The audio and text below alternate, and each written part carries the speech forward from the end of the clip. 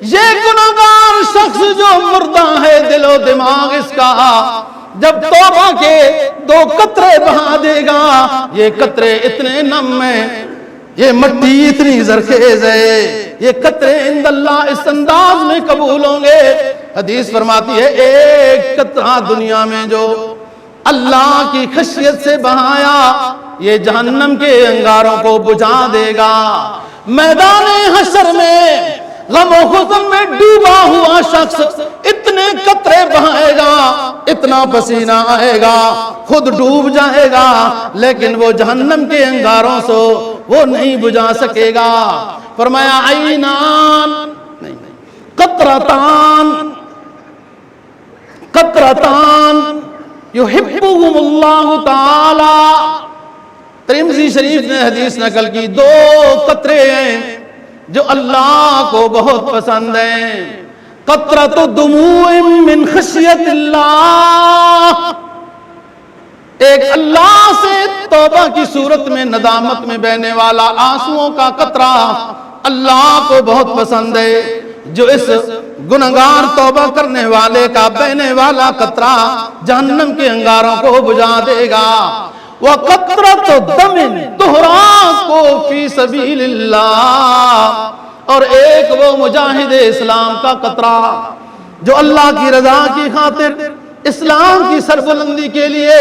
جہاد میں مصروف عمل رہا اور شہید ہو گیا، وہ قطرہ خون کا بھی اللہ کو بہت پسند ہے۔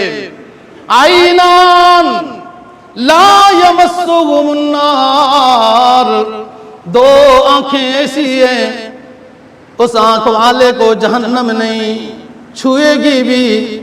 جہنم اس کے قریب بھی نہیں آئے گی۔ 2 آنکھیں ایسی ہیں، عین بکت من خشیت اللہ، ایک آنکھ وہ ہے جو روئی روئی، اتنی روئی اللہ کی خشیت میں کہ اللہ کی مغفرت اور رحمت بھی مچل گئی، اور اس گناہگار کو رب العالمین میں اپنی رحمت کی چادر میں لے لیا۔ وعین، ایک آنکھ تو یہ ہوئی، وعین باتت تحرس فی سبیل اللہ، اور ایک وہ آنکھ جو رات کو جاگتی رہی، اسلامی ملک کی سرحد کی حفاظت کرتے رہا، وہ مجاہد اسلام،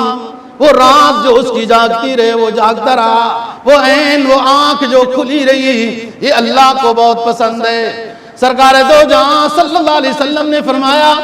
ان فی الجنت غرفا ترا ظہورها من بطونها وبطونها من ظہورها، فقال اعرابی، فقام اعرابی فقال لمن ہی لمن یا رسول اللہ، قال النبی صلی اللہ علیہ وسلم لمن اطاب الکلام واطعم الطعام وادام الصیام وصلى باللیل والناس نیام۔ سرکار دو جہاں صلی اللہ علیہ وسلم نے فرمایا جنت کے محلات میں کچھ ایسے کمرے ہوں گے جن کا اندر سے باہر نظر آئے گا، باہر سے اندر نظر آئے گا۔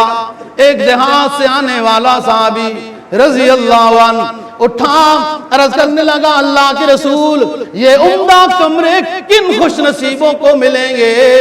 سرکار دو جہاں صلی اللہ علیہ وسلم نے فرمایا جس میں 4 کام ہوں گے انہیں اس طرح کی اونچی جنت ملے گی، جو گفتگو کے لحاظ سے بڑے نرم تھے، لوگوں کو کھانا کھلاتے تھے، روزے رکھتے تھے،